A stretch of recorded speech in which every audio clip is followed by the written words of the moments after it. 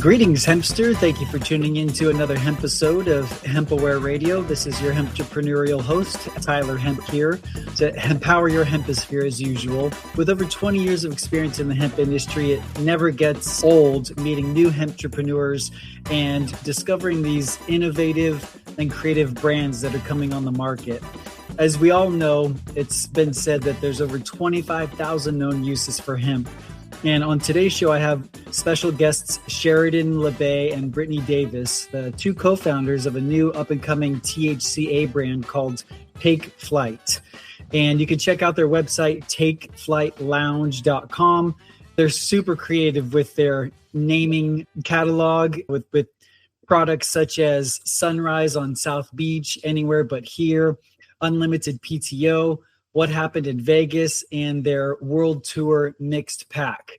And I think you'll be very inspired by their story and what inspired them to create this brand and how they're taking a unique angle on bringing a hemp product to the market that is very much focused on health and wellness and travel and just making it fun and engaging and playful. So it's an honor and a privilege to have Brittney and Sheridan on the show. Thank you so much for joining me today. What's hempening? Thank you so much for having us. That was amazing. Yeah.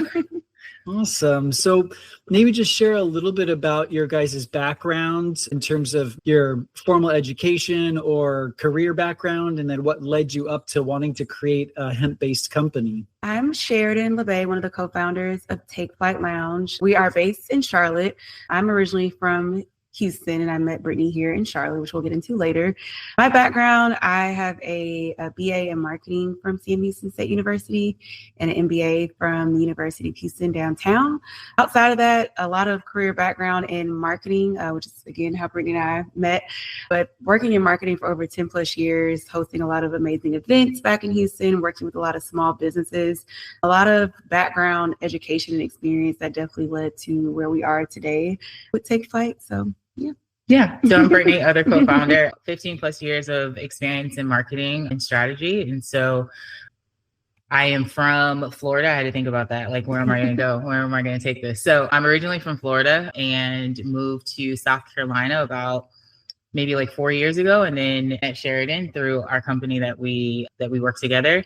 And that was like 2 years ago, I guess. Yeah, 2 years ago in Charlotte. And so we got together and started doing events together, just her and I, and Take Flight came about. So very cool. So did you guys have a background in hemp or cannabis, or was this like a new discovery like recently that you started incorporating into the live events, or how did the birth of Take Flight come about? So I'm actually a late bloomer to the world. So I actually started indulging in my like early 30s. So that was like my first time. I was kind of like the kid of like, what is that saying? Drug free is the way to be. Yeah. DARE program. The DARE program. Yeah. I was very much a part of the DARE program. And so anyways, I started as a late bloomer and I enjoy indulging through smoking. And then I started playing around with like, how can I take it from smoking to actually like infusing like cocktails or drinks? And I started doing that like several years ago and I enjoyed it. I enjoyed the high, the elevation, all of that stuff. And then Sheridan and I met and she had an event that she was hosting and I brought some, I think it was like Starburst infused cocktail, and she made a statement, was like, we should do like a mobile dispensary and call it Take Flight. Yeah, we were like asking people like, are you on your flight? Essentially, like, are you feeling it? Are you on your flight? And we're like, oh, this could be a thing. Yeah. My experience, I guess I probably started a little earlier than Brittney, but I wasn't really like, I don't know, not a huge smoking fan. So I was kind of more socially indulged.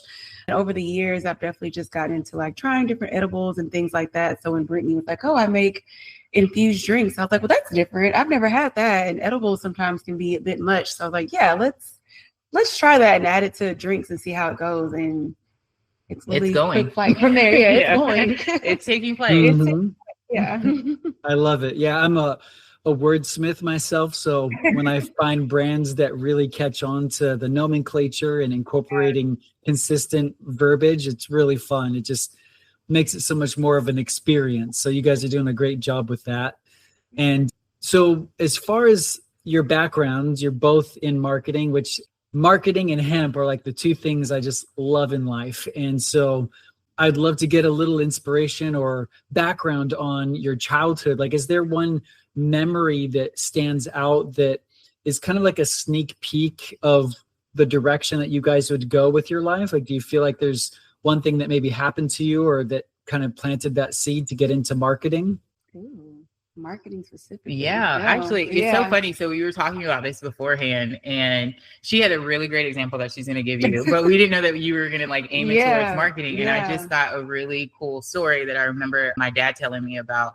I was like 4 or 5. We were in a department store and we were just walking around, and it was this lady that was looking at options for dresses, and she couldn't find what she was looking for. And I walked up to her and I was like, is there anything that I can help you with? I can go to the back. I can go to the back and find an option for you. And my dad was like, who are you? Like, who are you? I was 4 years old. And so he was like, you're always like helping people, always trying to like, he's used to tell me that I could sell oranges to an orange farm. And I was like, okay. Okay. So yeah, that's like the fun. He talks about that often of me like being in the store and like helping people around. That's really cool. Yeah, because one of the definitions of marketing is finding a need and fulfilling it. And so people that are naturally givers and want to serve, it just makes sense that you would go into such a career. Yeah. How about you, Sheridan? Marketing angle, I kind of have a mix of both. So on the marketing side, both of my parents are in finance. And so when I was thinking about school and what I wanted to major in, I was going in between like broadcast journalism and like things where I can just talk to people because I like to talk. And so my parents were like, oh, well, like you got to do something in business. And I was like, well, I don't want to do finance because I don't want to deal with numbers. But I was like, ooh, marketing could be fun because I get to talk to people all day. Right. That's really what's happened. And it's just become a fun thing over time. Thinking back to like things that I was into as a child, I definitely was very crafty and kind of like pre-entrepreneurial. I remember just making like random gift cards at home, like just making random DIY things, making tie-dye shirts in the kitchen. My dad's still probably annoyed by that. Just like doing random like Hobby Lobby, like DIY, always creating something with the idea of like, oh, I could sell this or something. Right. Not knowing that was a thing. I think I've always just like been interested in having something that's my like own that I've created and not necessarily thought about selling it, but just enjoying doing crafty things when they come to mind. That's great. Yeah, marketing is very much a creative endeavor. There's definitely a science to it, but there is just as much an art to it. And so I can see the pathway being laid out in front of you getting into this career. And then what about hemp cannabis? I know, Brittney, you said that you were a late bloomer, but Sheridan, did you have any early experiences that turned you on to the plant? Early experiences outside of the normal, you know, you're in college and someone's like, oh, try this. You're like, okay, sure. In my first couple of experiences, I was like, I don't think I'm doing this right. Like I was like, I'm not really feeling anything. But over time, I was like, okay, I like the effects of it. And then really what stood out, probably the first time I ever had an edible, I had like a cookie. My friend used to make these amazing chocolate chip cookies. And we went to a crawfish festival. She's like, oh, just like try half of it. And I remember like being on the way home and taking a nap, and I woke up and there was like a random hailstorm outside. I was like, how did I sleep through this? Like, I was like, this is like insane. But those are a lot of my earlier memories of kind of why I like edibles. Like Brittney would tell you, I'm the one that would be like edibles over smoking because I like the surprise element of. And I don't like. Yeah, I'm like, oh my gosh, I forgot I took it. Like, oh, it hit me when I least expected it. So I think that's kind of the earlier like signs of, okay, I love the surprise element of you don't know when you're going to be on your flight. You're just like, I'm at the airport and next thing I know, I'm in the air. That's awesome. My favorite thing that I've loved over the years of just trying different things of like indulging is the surprise factor. Mm-hmm. And edibles last a lot longer, right? Mm-hmm.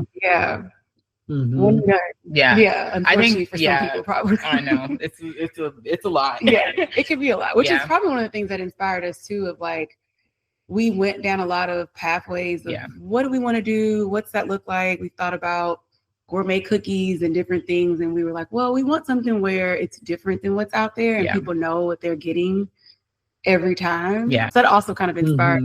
Ended on wellness juices, which we'll get into later. Yeah, for sure. So to talk a little bit more about your influences, do you have a particular personal philosophy that you guys live by, or was there maybe a big influence in your life that inspired you to get into marketing and cannabis, or that you've learned from and looked up to? Yeah, I would say for me, my grandmother, she's very entrepreneurial. She's like someone who's always going back to school to get another degree or learn something. She travels a lot. She's in her 80s and still really prioritizes traveling and just having experiences. And so from a very young age, I always just admired her entrepreneurial spirit, whether it was her social clubs, her endeavors in real estate while she was a school counselor. She always kind of had her mind going. Like there was always something that she was doing. She never just kind of settled for what people expected of her or what people may have thought a woman should be doing in the early 70s, you know, different time of different expectations of women. She always just kind of just like pushing the envelope. And I think that's been something that's ingrained in me, whether like directly or subconsciously, of how I live my life and just always searching for ways of just having better experiences and new experiences. Right. What's grandmother's name? Nana. I call her Nana. Nice. Yeah. Cool. I love it. How about you, Brittney? I would say my dad. I was always the kid that had the older parents. And so he is now older and he still is a student of life, as he says. And so I'm always inspired the fact that he's constantly still going, still writing books. Still, he's the dean of a seminary university, so seminary school. And so it's just really inspiring to see that like throughout life, he has overcome a lot of like different health challenges. And if you see him now, he's just as vibrant as can be. And so that always inspires me to just like keep going and keeping health at the top of the list, and also like continuing to learn and get as much information as you need, because you never know when you're going to need it. You never know when you're going to need something that from 2 years ago, and then it comes up and you need to be able to use it and apply it. So my father is always like a really big inspiration. That's great. And what's your dad's name? John. Nice. Well, thanks to John and Nana for being such powerful pillars in your guys' life. It's amazing how having that type of influence, especially a family member, can really shape and mold and direct you in how you live out your life. So I give thanks for them. And on the same sort of vein, in terms of like inspiration, education, are there any books or maybe podcasts or speakers or people that you guys have gleaned information from as far as marketing and or hemp-based products? Yeah. Oh, you could. There are a couple of things, actually. 2 books come to mind. So one is called, and then I'm paraphrasing a little bit, but it essentially was The Art of Storytelling. And so very interesting book. I'll have to remember the author later, but essentially it really dived into the root of marketing and how it's really just the power of storytelling and being able to really connect with your audience. It's not really what you're selling. It's more so like connecting to the need and how are you telling that story. It's not, hey, we're selling glass. This is glass from my grandfather from 1986. And it was just very inspiring because it changed my perspective of how I think about marketing. Like I've always known marketing is a very psychological kind of route that you're thinking about, but it took it another level of people are really just purchasing sometimes based off of the story. You could be selling the same thing and you're going to buy because you connect with one audience's or one company's story over another. So that was really impactful from a marketing perspective. For like a self-help, this kind of personal development, The Law of Attraction was probably one of the first books that I read that really just changed my mindset of like being mindful of what you're thinking about and what you're speaking about and how you're thinking about those things. Really just changed my mind. I think I still see the effects just like even within friendships and business of just being intentional. Like when Brittney and I are talking, we're talking about things in a very like intentional manner. Law of Attraction, definitely. I actually reread it recently and I was like, wow, I'm realizing things that I forgot when I read it like 12 years ago. So I would say those 2 books like top of mind of just how I go about like personal life and from a business perspective too. Yeah, most definitely. I think too that it's been said that people buy based off of emotion and then they justify it based on logic. So it's like 80% emotional, which is what the storytelling is all about. Yep. And then having those benefits, features, guarantees, like on the back end to prevent them having buyer's remorse is like, once they make that decision based on the emotion and then you back it up with the psychological aspect, you're absolutely right that storytelling is like foundational to any marketing strategy or campaign. Yeah, very much so. For me, so earlier on, I read a lot. So in my 20s, I read a lot of self-help, a lot of books across the board. And so I think in my 30s, I've just kind of been like, I'm all read out. But I've definitely had some like favorites in the last like several years. There's this book called that's top of mind, Zero F's. I don't know if we can say that on here, but that's a really great book. I think for me, it's really important to like decrease your care meter and for a lot of things so that you can focus more on the things that matter and so that your attention and your focus can go to those things. And so I think that also helps with marketing. It helps with just like yourself and living your friendships, your relationships and all of that stuff.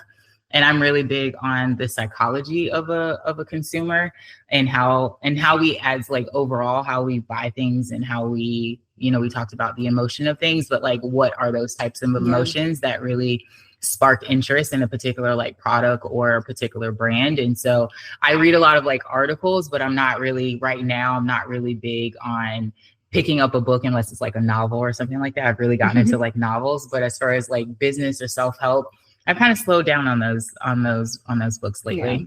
Yeah. Mm-hmm. So Zero F's and do they spell out the word? Like it's like an asterisk or something like that. And it has the rest of it.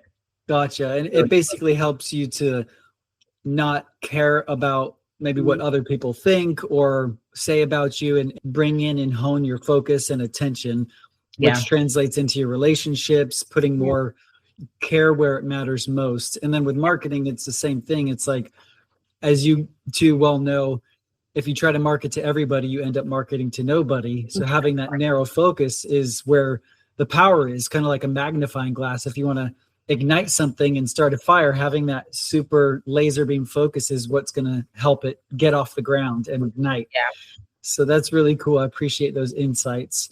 And to kind of shift gears and get more into Take Flight and your product line and the approach that you're taking to marketing and branding this type of product, it's basically one product line with several different drink flavors. But maybe give us a little bit about how the business is structured, maybe what channels you're going after, and the sort of frameworks or strategy that you're using to approach the market. Yeah. So our business essentially is structured, as you said, we have one product line with a few flavors. As far as our kind of channels we're going after, we're definitely focusing more on our paid strategy, especially going into the next year. So really big on social media. A lot of brands are there. So we've kind of done a lot of competitor analysis of like, where are our consumers and where are our competitors? They're on social media, especially TikTok. They're making reels. They're making cocktail or mocktail recipe drinks on TikTok. So definitely we're always keeping a pulse of what's going on in that regard of those channels. We're also going after a few larger channels going into next year as some billboard, paid advertising, even some music festival activations, really like getting in front of our audience.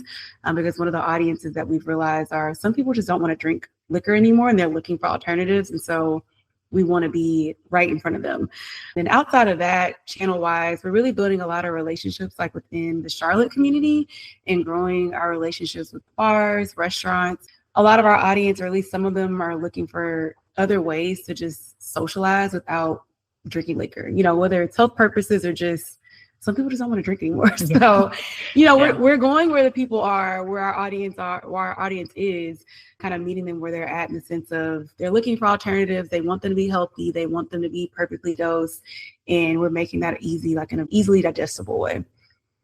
Yeah. A big part of our focus is making sure that we're giving people an option that's like healthy. Yeah. And that, like a lot of the edibles in the world, and nothing is wrong with our current edible market in the industry or anything, but it's a lot of like sugar based and a lot of unexpected dosing that you don't really know what 25 milligrams really means. And a lot of times that's why people have a really bad first experience because they're taking it. And so one of the things that we focus on is really like educating ourselves first, educating ourselves in the strain and the product and like understanding not just like the market, but the actual product itself so that we can speak to it very easily and we can tell our consumers what they're actually consuming and what they can expect to feel. So a big part of our strategy is like making sure that we understand what's in the product and that it's perfectly dosed. And also that we're just making sure that we're bringing a healthy, well product to the industry. Yeah. And then telling our story too. Like, I feel like going back to storytelling, a lot of how we have those initial conversations, people are just, see what you said earlier, excited about the brand. They love the catchiness of Take Flight. It really resonates with a lot of people. So we've been really leaning into that aspect of the entire kind of vibe of like whenever, wherever, you know, almost taking a vacation wherever you can go. So that's definitely been something like our story. We've tried to weave it through everything. Yeah, everything, literally from packaging to conversations, even the events and the things that we talk about and the plans that we have of like doing takeover lounges and kind of like, you know, being able to, you know, an airport lounge kind of feel like bringing it outside of the airport. So everything that we do is around our branding and is around like the focus of what we want to give the members and what we want, like our frequent flyers, as we call them. We want to like really give them an experience and give them not an alternative way, but just another option, another way of indulging. I love that. And to go back to what you mentioned, Sheridan, about competition, you said you did some analysis, kind of figure out what other similar brands are doing, figure out where they're presenting their offers, and then maybe doing what they're doing, but in a different or better way. How important would you say doing that competitive research is to the success of your brand? Very important. I think you have to know your competition. To go into a business and not know is kind of shooting yourself in the foot, so to speak. So that was very important for us, especially when we decided to pivot to going the wellness route and going cold press shot route. We wanted to see what's out there. We were pleasantly kind of surprised to realize we are kind of in a niche lane when it comes to THC infused cold press juice shots. But I would say it's really important just because, one, you're learning from your competitors. You're learning what they're doing. What are they not doing? What are opportunities and blind spots that no one's really capitalize on? But I think it's really important, especially with our marketing background. Like, it's very important to know what's out there so that you can also just avoid pitfalls of, okay, you don't want to look too much like this competitor. You don't want to look like you're copying this. Like, it also helps you differentiate yourself. Yeah. Adding on that, it just really like it highlights the gaps in the market as a whole, right? So when you look at your competitors, you're able to see what's missing. And you're able to see where certain areas are more like overly saturated and say like, all right, we're going to stay away from there because we're going to have to compete too much over here. Right. Yeah. Or if we come over here, there may be a lot of competitors, but their product is not as good as ours. Right. Or their branding is not as developed as ours. So you're able to kind of look at things as a whole and see where you can plug yourself in, where your actual products are going to be differentiated from what else is out there. Because like what we have seen is there's a lot of seltzers, right? On the brand, I mean, on the market. And so seltzer is not what we're interested in, like, you know, venturing into. And so being the fact that we know that there's a lot of seltzers, we don't have to worry about that. You guys can have that. Yeah. But you guys don't have the cold press, you know, the juice aspect. Yeah. I've only really seen, as far as cold pressed juice options, are like powderized material that could be mixed in. So the fact that you guys have a drink that's ready made, really cool packaging. I definitely want to go into that topic in just a moment, but to talk about what makes you guys unique and different and shine compared to these other brands out there, what would you say is like your best foot forward, or what makes you guys really stand out and separate or unique? I would definitely say our brand, our taste, and the fact that we also like we're perfectly dosed. And the reason why we say perfectly dosed is because if you're a beginner to maybe, let's say, a social indulger, you're going to get a really nice high that it's not going to take you over where you need to go. And then if you're a advanced or, you know, a frequent indulger, it's just a matter of taking another shot, an extra shot. Right. Yeah. And then you're going to be right where you need to be. So I would definitely say our branding, people love our branding. It sticks out. It makes sense. You know, Take Flight. It's like you're in exactly the experience that we create for our frequent flyers. Our taste is by far the best. That's probably like the thing that we hear the most is they weren't expecting, because a lot of times you think wellness shots, wellness shots. What's this? Or they think they're going to taste like, you know, it's going to be filled with weed or THCA. Like they're going to have this like very grainy, herby taste. And our taste is all of the flavors are great. We sometimes have product. Very versatile. And even I think what also to add to that is like being able to have those flavors in the mocktails. I think it's something else. There's a lot of products on the market where it's more you're kind of putting a tincture in a drink versus we already have a flavor profile, which a lot of people appreciate. We appreciate where you can take the shot by itself, or you can make a mocktail or a cocktail for those that want to, play with fire. But yeah, I think a lot of people just appreciate, and what differentiates us is being able to just kind of be versatile in our drink offerings and how people even choose to indulge with us, how they choose to take flight. Mm-hmm. And how do you accomplish that perfect dosage? Like, is there a certain proprietary extraction process, or are you allowed to share that information? So that's definitely under wraps. So we do that in-house. And so it's more so about like measurement and also like a formula and just making sure that we know what is in each milligram. And it's a process that it goes through coming from the flower. And then also like we do a lot of testing. Yeah. So testing is really, even before we went to the market, we were doing a lot of testing with our friends and our, our community, just to see what the dosing was. If we had more frequent users, how it impacted them versus someone that was like never indulged before. So we do a lot of testing as far as internally, and then we also do lab testing as well. Mm-hmm. Cool. So just being consistent with people dosing it, but also in the lab doing that testing to make sure you're just consistent across the board. Yeah. Lots of quality control. For sure. And we also we keep our, we want to stay within, what is the word I'm looking for? The parameters. Yeah. Of the law, like as far as like what's required legally. So we want to make sure that we're not over the percentage that we need to. So each bottle for 3 of our flavors are 8 grams in there. So the reason, we're also telling you how much is in there, but we know exactly between an advanced and a, social user, that's a pretty good dose for them, because typically you want to start around like 5 grams. So we've played around, we've done a lot of research, we've done a lot of quality control. So that's why I say that we're perfectly dosed. And then when the extract or the material that's put in there, the active THCA, is it like water soluble? So it's like evenly distributed, or do you have to shake it up before you drink it, or how does that work? So the shot itself, you have to shake up because it's actually real cold. It's like cold pressed juice. And so it settles a little bit just with anything. So there's already a shaking, but you don't have to shake in order to evenly spread. You're really shaking it because of the ingredient settling. Awesome. And then, so we talked about competition and positioning in the marketplace and what separates you guys from the other quote unquote drinks on the market. What about your customers? Like, did you do a lot of research to figure out who to target, or who would you say are the biggest customer base that are currently consuming your product?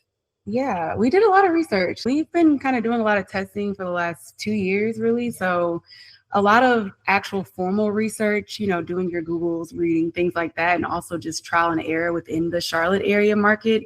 We've done a lot of testing when it comes to having pop-up events at different places to kind of gauge where are we at on the wellness spectrum versus the more social side, restaurants and bars. And so for us, age-wise, we're realizing the age range is more like 25 to 40. So those who are like Gen Z, millennial-ish, but also those who are in corporate America and looking for like discreet ways to indulge that doesn't, mess up what they have going on, whether they're a parent or they're just trying to make sure that, some people want to indulge or microdose. That's a thing now before work. So people are just looking for healthier options. As far as our audience outside of that, there's a mix of obviously wellness. There's individuals who are just like, I want to have a more healthy way to indulge. And there's also those who just want options. And then our third area would be more so those who are trying to cut back on drinking. And they're like, I'm going out and I still want to be social, but I don't want to feel pressured into indulging. So kind of that mix of wellness focus, but also just those who are open to other ways of indulging. Mm-hmm. People that are still want to have a good time, be social, and have that ability to take flight without the alcohol holding them down. Yeah. We're bringing Cali sober to Charlotte. Nice. Yeah. Love it. Charlotte sober. You mentioned paid ads, you mentioned social media, live events, word of mouth. Like, what would you say is the most successful marketing strategy or channel or method that you guys are currently doing or plan to do into the future?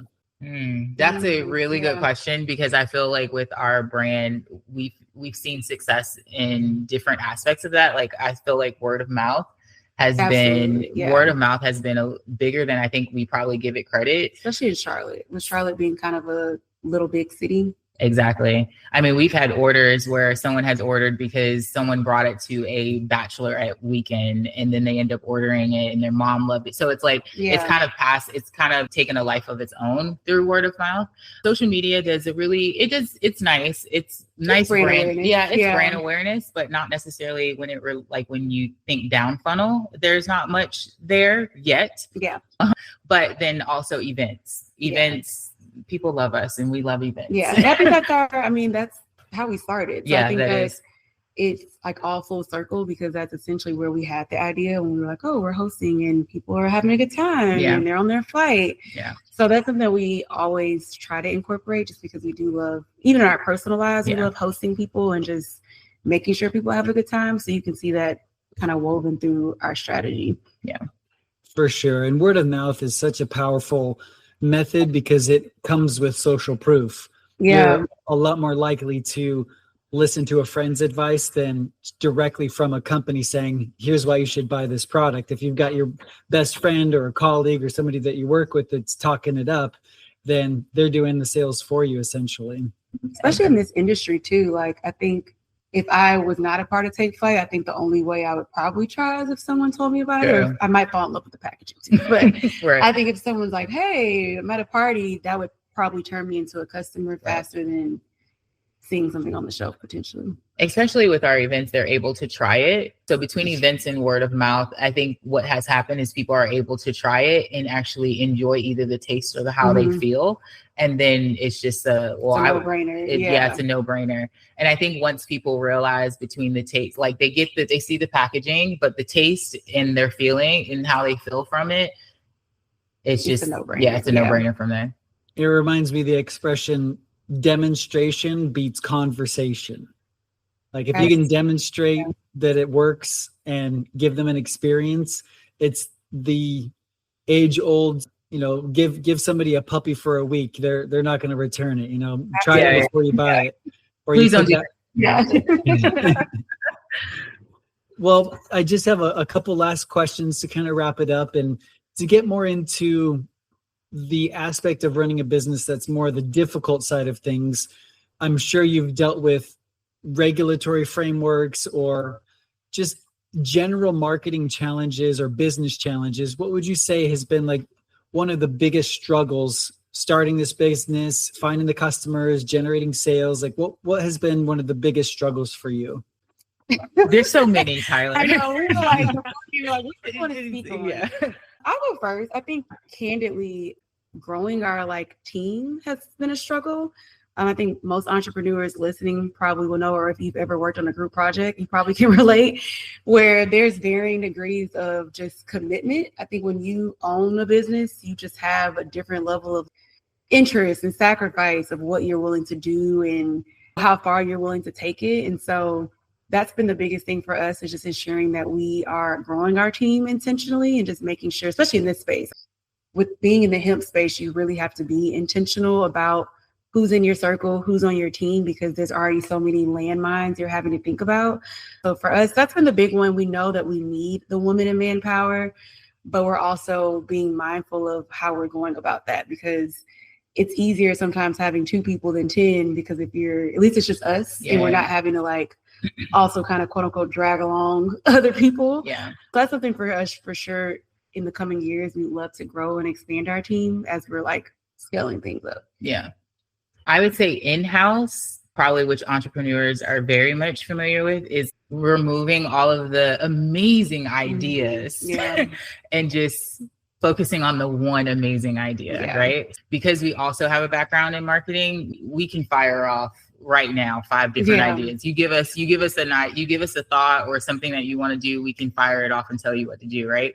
We also do that with ourselves. Yeah, so for sure. That's been something internally that we just had to be mindful. And what's great about the partnership with Sheridan and I is that we really are very open and we have really good communication, and we share what we're actually thinking, what we're not really wanting to do or what we don't have the capacity for. So I think for anyone that has a partnership that's an entrepreneur with a partner, I think it's really important to make sure that communication is solid and that your like strengths and weaknesses. So I feel like behind the back of the business, we do a lot of like making sure that, hey, this is where we want to go and this is amazing. And all of these ideas are great. And sometimes we do all of the ideas and then we're like, all right, we need to scale back. We need to focus. We need to do this.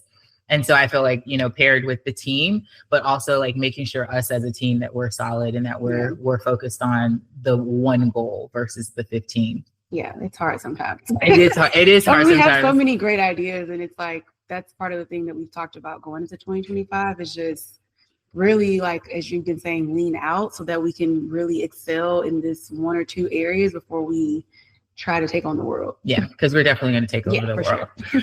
One flight at a time. I get that feeling for sure.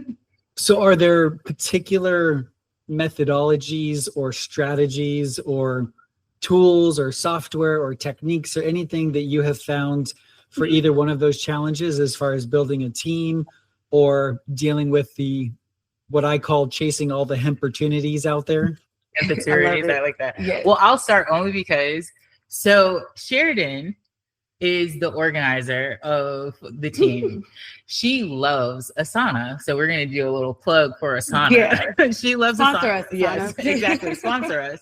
But so we use Asana a lot. She puts a lot. She's going to talk more about it. But we use Asana to stay organized and focused from that standpoint. But we also have like weekly meetings. Her and I have weekly meetings. And then we also have monthly team meetings just to make sure that we're all on the same page. We also do social media meetings because we have designers and copywriters that help us on that aspect. So just to make sure that everybody is staying aligned, but I'll pass it over for you to talk about it. Well, you did a great plug. Okay. Yes, I am a to-do list girly. So I like to get things out of my head. And because we have so many ideas and texting about stuff on the phone, in person, I'm like, okay, this has to be written somewhere. So yes, I am a project management lover. So I love Asana, another shameless plug for that. But essentially Asana is just like another project management software. We have everything kind of organized into like different buckets of our business, whether it's operations, marketing, stuff just for Brittney and I, just to stay track, especially when it comes to, we literally have a area that's just a brain dump of like, hey, in 2026, we should probably do this thing. Right. Just so it's like we are holding ourselves accountable to revisiting great ideas, but also staying focused on like what's immediate. I think it's been super helpful. I know her and the rest of the team sometimes don't like to get my notifications, but it's fine because we are staying on top of our goals. That's what's important at the end of the day. But just having somewhere where you can, keep everything in one place and like hold ourselves accountable. Yeah. I would definitely say the meetings and the meetings, and also having the programs, like even our website hosting on our phone. I think those are like I think they're beneficial, and it helps just to stay focused versus always feeling like you have to go to a computer to focus and to do work, because we do have full-time jobs. And so we need to be able to sometimes respond to things quickly. I'm not always the greatest, which is why I love Sheridan so much. But so I think having meetings and being able to talk about things on a consistent basis is definitely a part of our strategy when it relates to business. Yeah. Right on. So having those meetings is paramount so that you're all on the same page at the same time, going in the same direction. And then a system to manage all of the influx of ideas and to be able to prioritize those things. So Asana for you guys is really how that allows you to not have the overwhelm and be able to focus on what's most important today. Yeah. Nice. Well, just two last questions for you. Is there a question that I didn't ask that I should have? Oh, that's a good one. That's a great question. I'm going to have to steal that. Is there a question you did not ask? Oh, I think a good question would be, what are you most excited about for Take Flight in the next year? Next year. No, what am I most excited about? I'm excited about a lot. You see why we have Asana. I know. All those ideas. I'm excited to see a lot of the things that we talked about, like, before we even started in year one. We're seeing it come right now, and going into 2025, we're seeing those bits and pieces coming together. We talked about saying, being singular focused in the beginning. Mm-hmm. And so it's nice to see us coming back to being singular focused. So I'm just excited to see Take Flight scale and see how it's going to scale by like honing in and just also like having more fun. Yeah. I think that like in the last couple of years, we were spread so thin to like do a lot of things. And while we had fun, right? We had fun. We've been having fun. We've been having fun. But I feel like I think we'll get back to, I know we'll get back to in 2025, like really having fun and really hosting and creating experiences for people and seeing the business scale by being singular focused. So I'm excited to see that. That's a good answer. Thank you. Awesome. How about you, Sheridan? Do you have a question? Oh, we're not going to do the same we can one? do the same question. Let's see. Unless you had a different question. I can also answer that same question. I don't have a question. Let's see. I can answer the same one. Is there anything that you would change? Is there anything change? Your question was better. Like your question you got to answer is better. If there's anything that I would change. Well, you can answer the same question. I'm going to answer your question. Okay, probably and then you'll the same way. way. Okay. Yes. I'm definitely ready to get to that place where we're seeing some of the things that we've been talking about like come to fruition. So not necessarily the only thing I would change is just being there, like being teleport us there. Teleporting, yeah. I would change the fact that it's not December 31st, 2025. But in all seriousness, yeah, I think that what I would want to change is just I'm ready to see what the next era of Take Flight is. That's because we've to your point, gone through 2 years of doing a lot of hard work, trying a lot of different things. And I'm really excited to see with us changing our direction to kind of narrow down, just focusing more on our restaurant and bar program. I'm excited to see what that's going to be. So I'm excited for that change. Yeah. Awesome. Well, you two have been very inspiring, and I love the clarity and the focus and having that energy of passion. I can really tell you love what you're doing. That's so important to be doing what you love and make money doing it. So it brings me great joy to have you on the show. And as a parting question, I always love to kind of put you on the spot, if you don't mind, and ask, let's imagine you're standing on a world stage and you're speaking to every human being on the planet. You could share one message with them. It could be about hemp. It could be about anything in your life or just something you would want to leave them with. What would that be?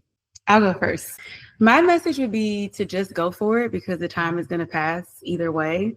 I think sometimes when people are thinking about starting something new or deciding not to do something anymore, whatever it may be, I think we think about, it's going to take 5 years or it's going to take a year. And it's that time is going to pass either way. So you might as well spend it going after what you want and doing what you want because either way, that time is going to pass. So I would just encourage people to just, whatever it is, go for it or stop doing whatever it is or change or move because regardless, that time is going to pass. Yeah, that's good. Mine will probably really coincide with yours. I would say learn to do it for yourself first. And what I mean by that is learn to be disciplined, learn to have fun, learn to whatever it is that you are wanting to do and you're inspired to do and you're passionate to do. Don't do it because of anybody else. Do it for yourself first, because you only have you, right? And so if you do it for your kids, if you do it because you want your mom and dad to be proud, if you do it because your friends are looking, that fades. But if you learn to do it for yourself first, you always have you. So do that. Yeah, that was good. Wonderful words of wisdom. Thank you so much for following your dreams and taking that risk to do what you need to do to succeed and trying something new that nobody's done before. I really appreciate the newness and the uniqueness and really inspired by your branding and messaging and everything that you have going. So thanks for joining me on HempAware Radio, and thanks everyone for tuning in to another Hemp episode. If you have any ideas of what you want to hear next, just reach out, support@hempaware.com. And we have a new hemp marketing audit on our website. It's totally free. Go to hempaware.com and see what you can do to improve your messaging, your branding, your marketing to find those ideal customers. Thanks so much for tuning in to another Hemp episode. We'll see you next time. Thanks, you two. Thank you.